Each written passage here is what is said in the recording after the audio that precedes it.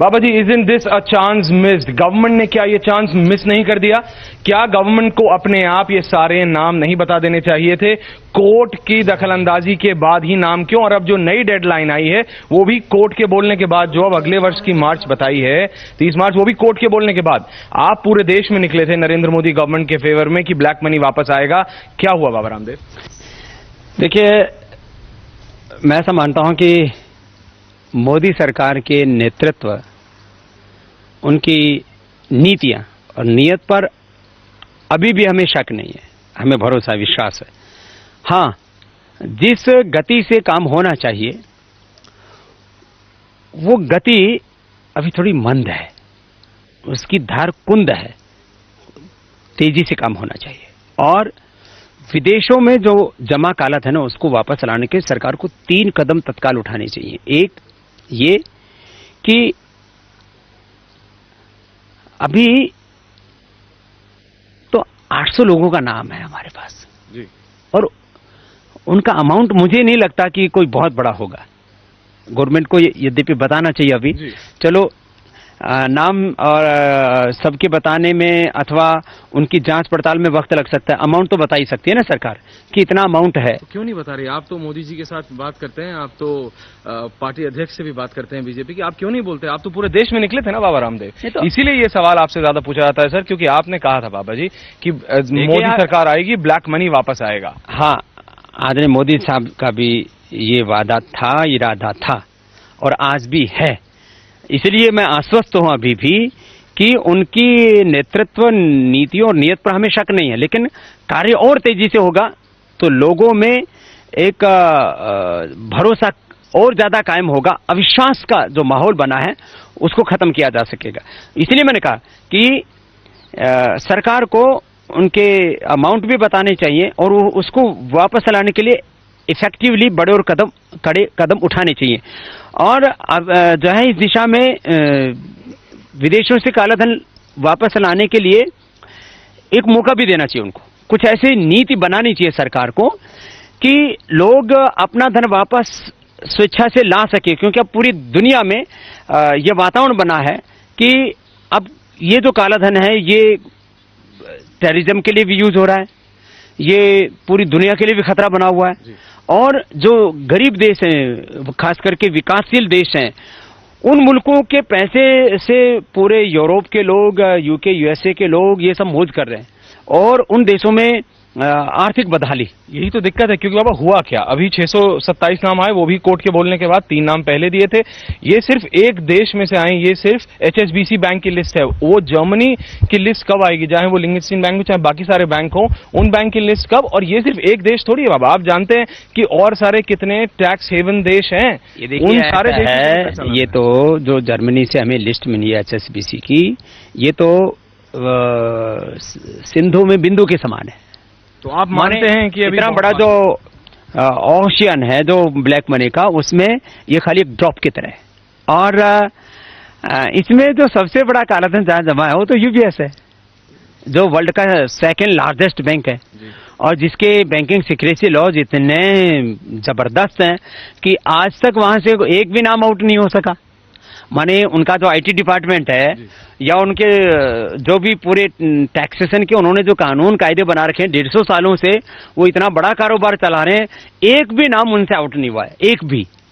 तो काले धन का सबसे बड़ा अड्डा HSBC से नहीं, वो UBS है और उसका एक भी नाम हमारे पास में नहीं है। तो गवर्नमेंट को कुछ इस तरह की पॉलिसी लानी पड़ेगी कि जिससे कि लोगों को हम प्रेरित कर सकें इस बात के लिए कि भाई वो अपना जो है धन यदि डिक्लेयर करते हैं तो 30%, 40% या 50% गवर्नमेंट उनसे लेगी और उनको किसी तरह से परेशान नहीं करेगी, उनको कोई जो है सजा नहीं मिलेगी। पर ये तो गलत बात हुई ना बाबा रामदेव, क्योंकि वो ब्लैक मनी है, वो तो इलीगली बाहर लेके गए थे। अब जब सरकार जोर डाल रही है तो आप कह रहे हैं कि थोड़ा बहुत आ जाइए, थोड़ा बहुत नहीं आ जाइए, पूरा लाइए। मैं एक बात बता रहा हूँ, मैंने इस बारे में आप मीडिया वालों से भी ज्यादा खूब बोला है और पूरे देश को एकदम झकझोरा है और पूरे देश को खखोला है इस बारे में। मैं इस निष्कर्ष पर पहुंचा, पहले मैं भी बोलता था काले धन को राष्ट्रीय संपत्ति घोषित करो, उनसे पैसे लो और जिन लोगों ने देश लूटा है उनको सजाए मौत दो। जिसके चेंज कर रहे हैं, स्टैंड क्यों चेंज कर रहे हैं? झक मार ली, अरे एक आदमी का नाम तो मिलता नहीं है, जो मिला भी है वो तो एक चोरी से एक लिस्ट मिली है हमें, माने एक बैंक का अधिकारी बागी हो गया और उसने एक लिस्ट दे दी। अब और वो भी एक HSBC के बैंक की बात है ना, मैंने कहा सबसे बड़ा जो अड्डा है वो तो UBS है और दूसरे बैंक है, उनसे तो अभी हमें एक भी आदमी का नाम नहीं मिला। उनके सीक्रेसी लॉज, उनका IT डिपार्टमेंट इतना स्ट्रांग है कि आप वहां से एक भी नाम बाहर नहीं निकाल सकते, तो वो पैसा तो पड़ा ही रह जाएगा ना जो 100 लाख करोड़ रुपए से ज्यादा है।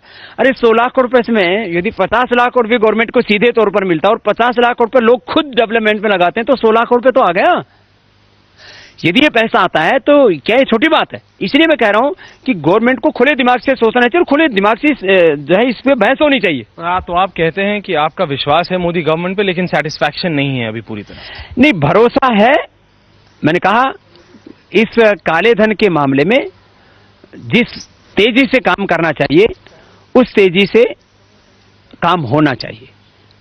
अभी उसमें जो गति है उसकी कुंद है, मंद है थोड़ी। एक लास्ट सवाल बाबा रामदेव, कांग्रेस ने या कांग्रेस गवर्नमेंट ने 100 ऐसे नामों को शील्ड कर दिया था जो कभी आउट नहीं हो सकते, तो 100 ऐसे नाम जो कभी आउट नहीं हो सकते, और ये एक गवर्नमेंट और इंडियन गवर्नमेंट जब कांग्रेस गवर्नमेंट नहीं थी तो उन्होंने 100 नामों को शील्ड कर दिया था।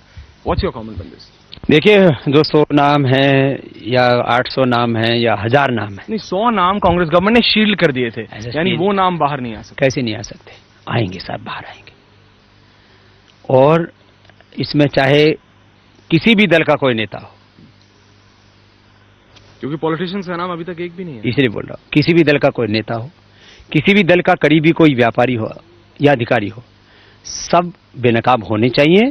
और उन्होंने जो धन देश का लूटा है वो देश के खजाने में आना चाहिए, कोई भी हो, चाहे कितना ही पावरफुल हो।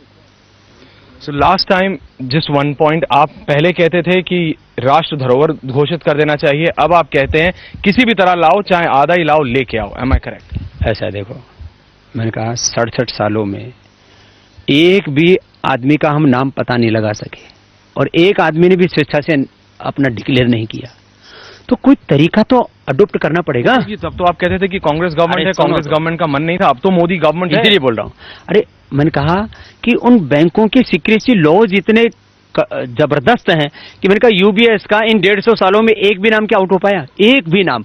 और कोई भी संधि करेंगे, कुछ भी कर लें, उन देशों के साथ हम संधि करके आगे तो हम काला धन वहां जमा ना हो, हमारा इस तरह के कानून बना सकते हैं, वो जानकारियां साझा भी कर सकते हैं। जो अभी तक हो चुका उसके ऊपर तो कोई कानून भी लागू नहीं होता ना। समस्या ये है कि आप कोई भी कानून 6 वर्ष से पहले ले जा नहीं सकते आप। तो फिर कांग्रेस कहेगी कि ये तो 4-5 महीने पहले भी तो यही स्टैंड था, तो फिर क्यों बाबा रामदेव पूरे देश में निकले थे? उनसे तो कुछ भी तो नहीं करना चाहिए, कुछ भी तो करने के लिए तैयार नहीं थे। जो है राष्ट्रीय धरोहर घोषित करने से लेकर के मैंने 2 बातें कही थी, आज भी फिर कह रहा हूं कि जो बाहर काला धन है उसको लाने के लिए सरकार को अलग बड़े और कड़े कदम उठाने पड़ेंगे। और देश के इंटरनल इकोनॉमी में जो ब्लैक मनी है, टैक्सेशन, अभी कुछ उठे, टेररिज्म और इकोनॉमिक अनार्की के कारण से, आपके हिसाब से इकोनॉमिक ट्रांसपेरेंसी न होने के कारण से, और जो डिफरेंट सेक्टर्स में, चाहे वो गोल्ड में है, चाहे लैंड में है, चाहे माइनिंग में, अलग अलग सेक्टर्स में जो ब्लैक मनी है उसको वापस लाने के लिए सरकार को अपनी जो इकोनॉमिक पॉलिसी थी उसमें चेंज आना पड़ेगा। वो UPA सरकार ने कुछ नहीं किया था, नरेंद्र मोदी गवर्नमेंट ने किया है आपके हिसाब से? अब मोदी सरकार ने उस बारे में सोचना शुरू किया है और हमने लगातार आदरणीय मोदी जी से और जेटली जी से संदर्भ में बात भी की है। हमें आज भी विश्वास है कि मोदी जी के नेतृत्व में जेटली जी, जो एक बहुत ही समझदार वित्त मंत्री हैं, वो कानून से लेकर के सारे दांव पे जानते हैं। और ये मुझे पूरा विश्वास है कि मोदी जी और जेटली जी का तो पैसा है नहीं विदेशों में, उनका तो काला धन है नहीं, और वो किसी को छोड़ेंगे नहीं।